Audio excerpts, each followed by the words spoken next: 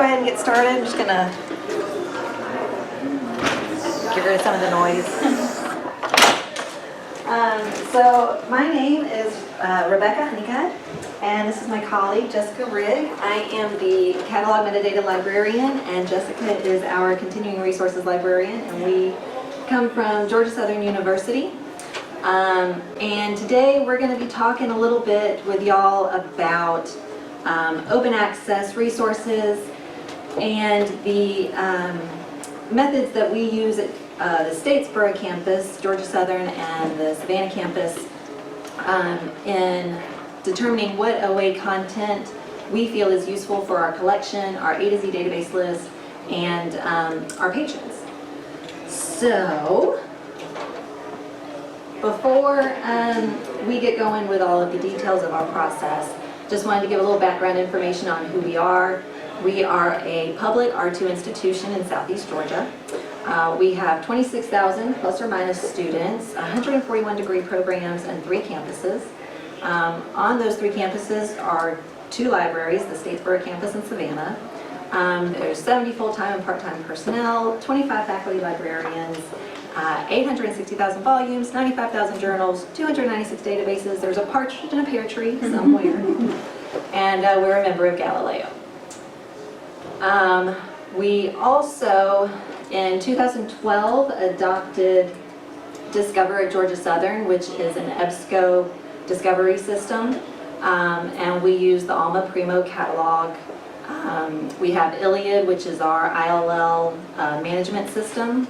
And we've got 232 enabled EDS, EBSCO discovery system databases, 450 million full text results, and 1.45 billion total results. So that's what we've got going on with our collection. Can I interrupt you, please? Yes, go ahead. Okay. And for those of you who are from Georgia, Yeah. we do use EDS, but we adopted EDS long before Galileo did. So we initiated it. So it's and your because fault. EDS is our fault, yes. And because we had so much success with it and we were so loyal to it, I don't want to say that we influenced people, but we did lend a weight to their argument. So I'd just clarify that. So to really get into the process that we use, initially when we started trying to determine what, and this is for open access content and metadata content, it's not solely just what we do to determine what OA we want to have for our collection. But initially we automatically just started enabling everything. And that was a little chaotic and too much, so we had to revise our system, and then we went to just enabling all of the open access content. But that still was a little bit too much. So then we went to just intentionally curating everything. OA, metadata, it all. So what we were looking at when we did this was the overall metadata quality, the likelihood of ILL fulfillment, and the value to our collection. So when we're looking at overall metadata quality, which each of these 3 points is directly focused in a certain area. So the overall metadata quality is more towards our technical services side of things. And with this process, we incorporate everybody in the discussion. It's technical services, public services, ILL, all of us are involved. So in the metadata quality, we're looking at the records that we're thinking of bringing in, are they described well, are they maintained?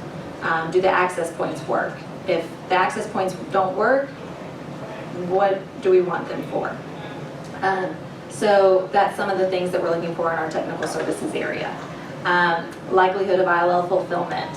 Does the metadata populate into Iliad, which is again our ILL management system? So if somebody wants to request an item that we may not have access to, is the information from that going to go into our ILL request form? And I'll give you an example of what that looks like in a little bit.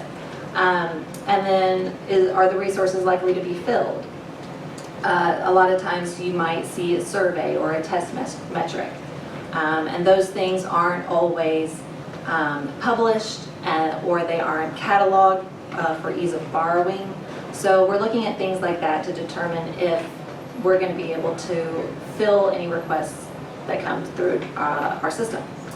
And then also, is it going to lend value to our collection? So this is more for the public services reference area side of things.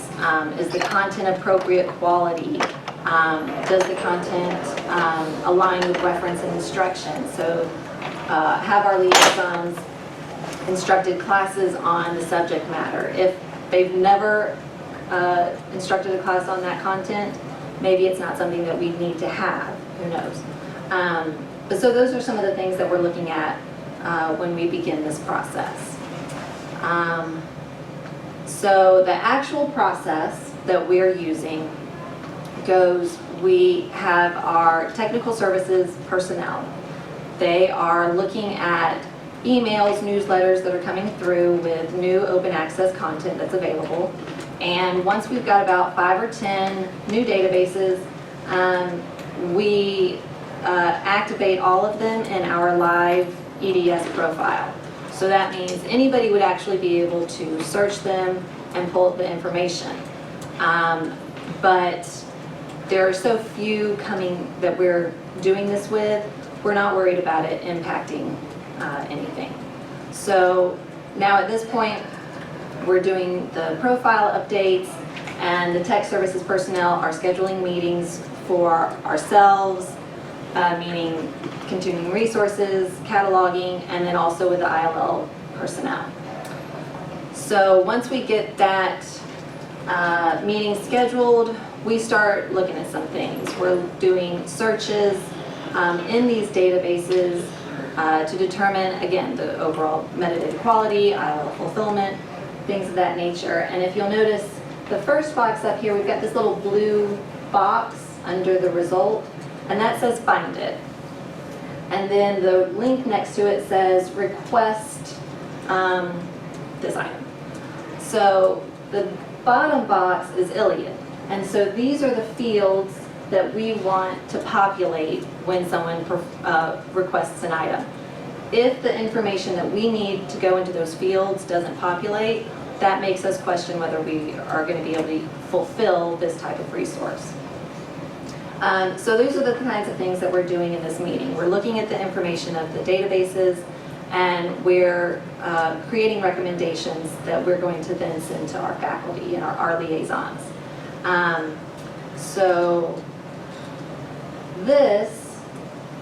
So once we've gotten all of this information together, and we've looked at it ourselves, we prepare a survey that we're going to send to the liaisons, the reference librarians. And we're going to let them look at this information, go through the survey, and let us know what they think of these databases. They're going to get something that looks like this, that's going to have a description of the database, a description of the results that we have seen, visibility of open access and full text content, and again, the likelihood of fulfillment. So they're going to be able to see this information, and during a 2 to 3 week time period, they're going to be able to do their own research, do their own test searches, and they're going to fill out this survey. For some of our liaisons, they might claim a certain weight to their score that they get to add because they might have a certain expertise that others might not. So what they think of the test searches might be weighed a little bit differently than someone else. And then, so they're going to do these surveys. Again, they've got a couple of weeks to look at them, take their time with them, see how they like them, see if they would fit into any of their instruction classes that they may have done previously or may have coming up. And then we are going to get the results of the survey, and we're going to start analyzing the information. And so something like this will be created where, if you'll note, the blue dot means enable, the red dot disable. So the blue section of our pie here is people who think that this should be a database that stays enabled in our EDS system. And the red are the others who think, no, we don't need this, it's not worth it, disable it. And then the bottom pie chart are the 2 librarians who had an extra weight to their ranking, their score. One of them says disable it, one of them says keep it. That's always a fun situation. So this is the type of analysis that we're going to come up with through the results that the librarians did with their survey. And at this point, after analyzing all of the Liaison's surveys, we again get together and meet the tech services and ILL department. We go over the results and we create final recommendations of what we're going to send to the faculty at our next faculty meeting.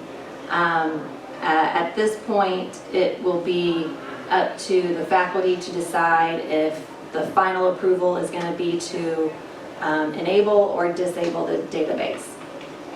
But then once that decision is made, the items that we disable are just gone. The ones that we leave enabled in our database, we'll just begin using. If there are any issues that come up, they will be sent through our troubleshooting protocols, and we'll go through those issues as they arise.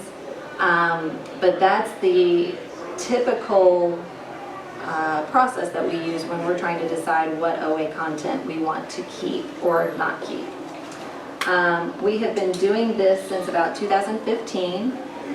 We do about 4 a year, and so far we have done 17 database reviews. 156 unsubscribed and OA databases have been reviewed. 65 have been permanently enabled and 92 have been disabled. And most of the time, the recommendations that are made by the tech services and ILL staff are accepted, but there's enough divergence that this has been a worthwhile process to continue. And so far, anything that we have enabled has not been disabled afterwards. It's been a successful process for us. And so now my colleague Jessica will continue the presentation. Okay. Oh no, I'm sorry, I forgot one thing. she's looking at me like, what are you doing? Oh no, it's not mine. She's right, it's not hers, it's still mine. I'm so excited to be done, y'all. No, I'm just kidding. So the outcomes, the next steps. Basically the next step is, do we need to do this with everything that we're bringing in? We don't do it for every database. We do it for the unsubscribed OA and metadata content. But should we be doing it for everything that we bring in? So that's just something that we have to consider, and we have to decide as we continue this process, how useful would it be in all areas. Now it's her turn. Yes, thank you. So, as Rebecca described the process of how we are discovering OA content through our EDS system, as EBSCO gives us updates as this OA content is available. They also have unsubscribed content that we don't subscribe to that is now available, but you can turn it on in EDS and maybe people will find it, maybe they won't. So this part, I'm not so much going to talk about that part, but when we actually decide that we are supporting OA content and the discovery of OA content through our EDS, then we have to make the further decision of whether or not we're going to promote these resources through our other methods. And besides the discovery system, or Discover at Georgia Southern as we like to call it, we also have LibGuides, of course, and we have our A to Z database list, and we have the catalog. So if we can get all those people, as stakeholders that you saw earlier, to approve of something, we definitely want to promote it to students. And but then it's a question of how are we going to do it. So this is a picture of our A to Z database list. We use the LibGuide, the SpringShare LibGuides product to maintain this. We at one time were using the list that Galileo provided for us, our consortium in Georgia, and the GLRI but we decided to move to this because we had a little bit more control over how things were sorted, how things were linked, and so we moved to this product. And I don't think you can see it really, but I have it filtered so that only our open access titles show up in the search.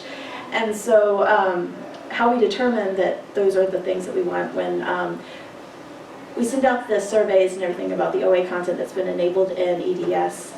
Library faculty then have the option of assigning a subject heading to that resource. And so in those cases, if they decide, oh, that would be a great resource for the database list for business, then it'll be given both the indicator that it is OA and that it's for business. And so if any library faculty, it doesn't even have to be the specific subject library liaison, assigns a subject heading, then it goes on the list. Same thing if a library faculty member includes the OA resource on at least one LibGuide. And I'll show you how the OA resources are being used in LibGuides in just a second. So this is an example of the LibGuide for public administration. And this is a LibGuide that, and again, you cannot see it, it uses the example of American Fact Finder, which is something that we have in LibGuides. One of the nice things about LibGuides is that you can create different kinds of assets. And then once you create that database asset, other people can use it on their LibGuides as well, and it'll be standard. Our Discovery Services librarian updates this information whenever like a URL changes. So it's really nice to to provide the same information about a resource on all the different platforms, at least in LibGuides. So we are all promoting the same message. And so in this case, American Fact Finder is a database asset, so if everybody else uses it on their LibGuides, it's going to look exactly the same, which is nice. And since Lori Gwinnett, who created this, put it on her LibGuide, but did not actually assign a subject heading to the OA resource at that time, we're still using it in our database list because it meets the criteria. Okay, so we also, I'm sure everybody has worked with OA resources and has had the experience of going through your free e-journals package list and finding all these things that they're open access, but the links don't always work.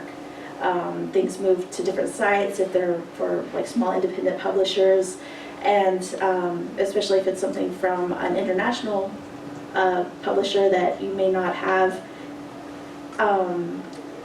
the same language in common, and it's hard to track the links and all that. So we audit, our technical services staff actually audit all of our OA resources to make sure that they're working. There's actually 2 audits that they do. Well, 2 types of audits. There's the monthly link audit where they just go through and make sure everything works. And that's for both libraries, so all 3 campuses. If they're on, they go through the,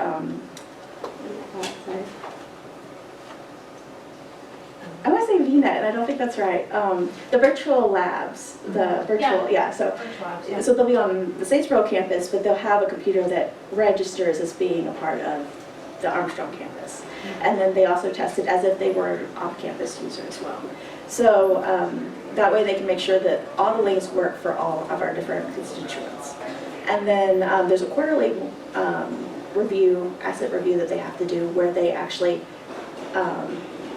make sure that it's still a resource that we want, that it hasn't switched unexpectedly to a paid journal, that it's still OA, that it's still available for the years it hasn't ceased or anything like that.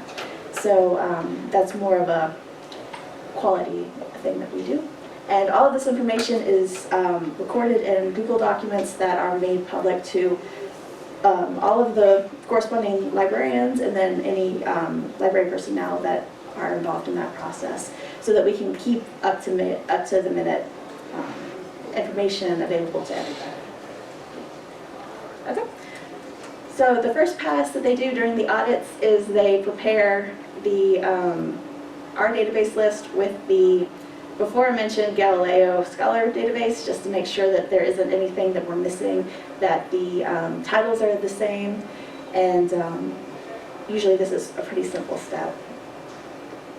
And then after they make sure that all those links work and that it's the same as the one on the Galileo Scholar side, then they make sure that everything's in the catalog, because we want an entry, a bibliographic entry for each database or resource. And this includes platform level as well. So if we have an eJournal package on a particular platform, we want to have a record in the catalog to support that. So for this presentation, we wanted to see exactly how much were people using the OA resources that we go through this process for. And by people, I mean liaison librarians in this particular count, because we do get pretty good feedback for the survey, but once they go through that, we wanted to know if it just sort of fades from memory, or if they then use that information in their teaching. And so we actually used the admin side of LibGuides to collect this information. Excuse me. We were limited to anything that was open access as a database type, and only those that are public, because there were some things that were database assets that were open access, but for whatever reason, people didn't want to use them anymore. Perhaps it was for a course that was no longer being offered, and so those were hidden. And so we just wanted to focus on the ones that were available. So we found 62 public-facing OA database assets on our LibGuides. So we're using this, we're assuming that this is a measure of usefulness for OA resources, if thinking that the more something is useful for our subject liaisons, the more LibGuides it's going to appear on. So 24 of them did not get any mapping, so now we're kind of questioning, are those useful? It was something that it does have a subject assigned to it, but it's not actually being used. So that's something that perhaps we need to look at in the future to see if, maybe you have unlimited database assets, so it's not high priority, but just to see if maybe that's something that we could promote more to liaisons for their instruction. But anyway, so we had the number one thing that was used, though, the number one open access database asset was our catalog, which is very strange because, I guess it's technically open access, it's available to everyone, but that's just not what you would necessarily think of. But anyway. So we also give them the opportunity to brand things as best bets. So if they're going to have a consultation with a student, create a LibGuide, anything like that, there are certain things that this is where you should start. And so 15% of the OA databases, so 9 out of the 62, which is about 15%, were coded by liaisons as best bets. So that's a higher percentage of OA content being pushed to students than I really expected, as being, this is the place you start. So I thought that was interesting. And again, like I mentioned, 24 of the 62, about 39%, were not mapped to any LibGuides. So that kind of negates my previous point. So, I mean, this is just an example of the most frequently mapped assets. There's a wide range of things, and it was pretty much what we expected. The Georgia Knowledge Repository, that's always highly used. Georgia Southern ETDs, now that we're putting them on our Digital Commons interface, which is our institutional repository, that's heavily used. PubMed, of course. And then there's another link for bPress Digital Commons, because it's everything that we can get through Digital Commons, and then it's everything that's Georgia Southern specific. So that's why that's broken out like that. Okay. We also sent out an informal poll, because we like to send them lots and lots of surveys, obviously, to librarian liaisons who do reference and instruction at both campuses, so in the Lane Library or in the Henderson Library, to ask how they're using these resources in their reference interviews or their instruction. And we discovered that most of them are not emphasizing OA resources. They're just emphasizing whatever they feel is most relevant to the students that they're teaching, depending on the course that they're currently in.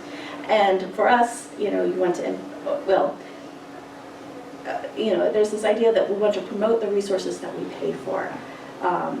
If we invest in this, then obviously we want students to use it. And then when they're in these, especially information literacy classes, the big push in these classes is to make sure students know what we have that's available to them and how to use it to get the most value out of that. And so OA resources sort of fall by the wayside.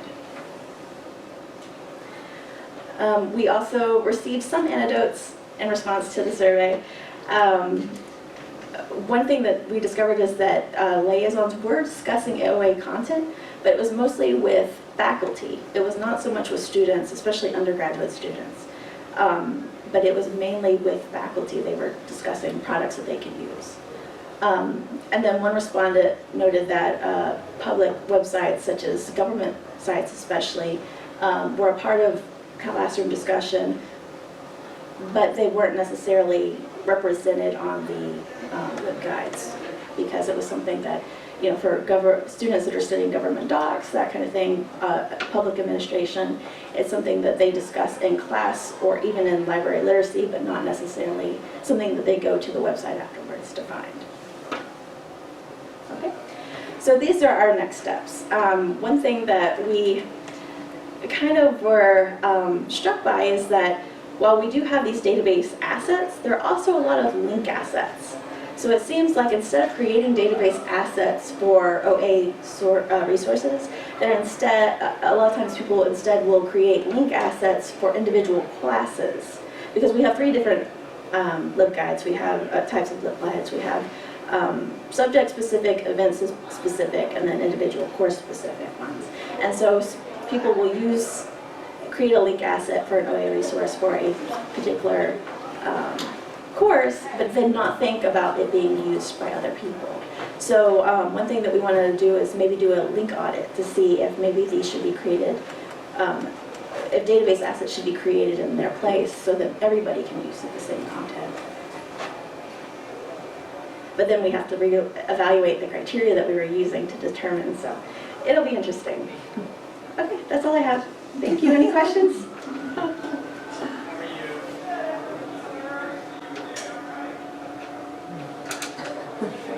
I feel like you think you have a question, I'm sure. Well, it's always interesting when people when they have to be surveyed and told, like, have you gotten a lot of pushback from people, or people been pretty participatory and like playing along? There was a little, we actually started this process before we consolidated so Georgia Southern consolidated with Armstrong State University in 2018. And so this was something that we had started in 2015, but when we consolidated, this was yet another thing we were asking them to do, to add to their workday.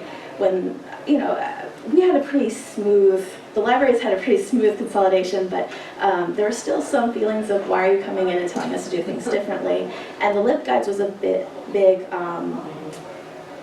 field of thorns, yeah. Like they had their ideas and we had our ideas, and it was very much a part of our identity as a library, anything that had to do with the LibGuide. So this whole process was just very, they were very nice about it, but they were not, it took them a while to really feel like they had a voice and that they could participate in the process. And so now it's more evenly, they respond as much as we do, or I shouldn't say they and us, but No, the library, It's hard. the Lane librarians respond just as much as the Henderson librarians do.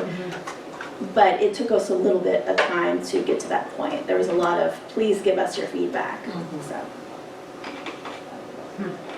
There's always pushback initially. Yeah. You have a question, sir? Oh, sorry. You mentioned that your tech services folks are going in and finding these. Mhm. Are you getting requests from many faculty or liaisons to include anything?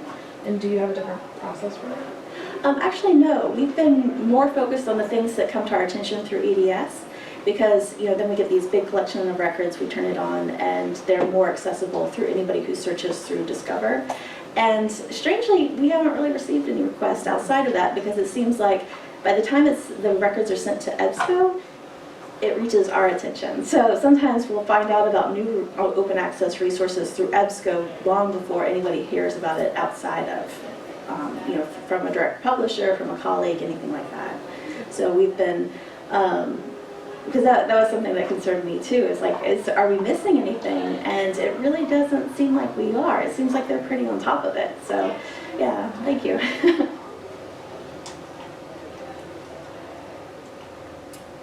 Anything else? No, go ahead. okay, where are you what direction are you headed in now, or is it, in terms of this project ongoing, you making any substantial changes, or? I think the biggest change we need to make is reassessing, not necessarily the process, but, once we select something, as Rebecca said, we just leave it on because we haven't received any reason to turn it off. So maybe we should reevaluate things. But we're kind of operating under the thing, if people aren't complaining that something they tried to access didn't work with Iliad or something like that, or they weren't able to, we're not receiving lots of reports of links failing or people not being able to access the things that we're promoting to them. So if we started receiving reports of that, then we'd be more inclined to turn things off. But it seems to be working, and we're operating under the assumption that more access is better than less. So I think the biggest thing is just making sure that in our LibGuides that the assets that are database assets are represented as such. And yeah, because students are becoming more and more focused on anything they can Google. So that's LibGuides and our catalog, but not so much other resources that we might push to them. Yeah. And we have what we call our E-team, where if there is a troubleshooting problem occurring, there's an email that people can send their issue to. And people don't have trouble using that email. So I feel like if there was something going on with these, we would for sure hear about it. Yeah, it's our whole ticketing triage system to troubleshoot anything that might happen. So you have an internal ticketing system for library stuff? Yes. Okay. Library specific, which is also another Spring Share program, and this is not, we're not promoting Spring Share. we don't work for Spring Share. It just has worked very well for us. Yeah. So we use it for quite a bit of things in our library, and we've had pretty good success. Are your OE databases at all factoring into your collection development budget conversations? That is a concern. We face the same situation that I'm sure a lot of other libraries do, where the budget doesn't necessarily increase, and in some cases it's cut, but these resources are constant, especially electronic resources are constantly growing, so we really do want to promote open, and we have this big push towards open educational resources. I'm sorry, did you have a question? Yeah, you mentioned checking your links, and when you're talking about checking your links, are you meaning within SpringShare, that little check my links thing, or are you like manually? Yes, we have people who go through the list from the spreadsheet, or from the A to Z list, and then they, to make sure that the links that we're actually sending out to people are working, and then they'll go through the catalog, make sure those links are working, because in the catalog, not only is it the resource level link that is created by, we kind of use the LibGuides link as a small, like a tiny link, like it's not as complicated as it would be if it was all written out, and it's easier to maintain. But we also have our link resolver. We use the Armor link resolver. So when we turn that on, we want to make sure that those links are working as well, because if people need to, it's one thing to go to a resource, but people are more interested in a more granular level. So we want things that, if they're looking for a particular article, a particular issue, a particular volume, we want them to be able to go directly to that. So we have to have it turned on in ALMA, the link resolver, and so we ask them to check every single link that we have. It's a good day when you get to do that. Yeah. And it's interesting how things change and don't change, because we're constantly tracking it, and then we're keeping track of how we're tracking it. So you can see which resources, like especially when they change publishers or they're bought by a larger publisher, like they're a small press that's OA and then they're bought by a larger press, and how those links change. And most of the time we catch it in time, but sometimes we don't. So the auditing process has been invaluable to us. I don't know if Nathan, who actually does it, feels that it's invaluable, but we really appreciate it. It makes things a lot smoother. The number of troubleshooting tickets that we've received since we've started this process has actually gone down quite a bit. And that's just, that's not just OA resources, it's also, we audit pretty much everything now, because it's the only way to be proactive. You know, when you had print resources, you could have claims, you could have prediction patterns, and now the only way to guarantee that we're getting access to everything that we pay for is to actually be proactive and audit. Yes. And right before you do an instruction session. Yes. It worked yesterday afternoon, but now it's not. That's another reason why our liaisons really like this process, because they don't look silly in front of a class. Yeah. Anything else? Well, we've only got about 3 minutes left, so if y'all don't have anything else, we appreciate your time. Yes, and thank you so much. Thank you.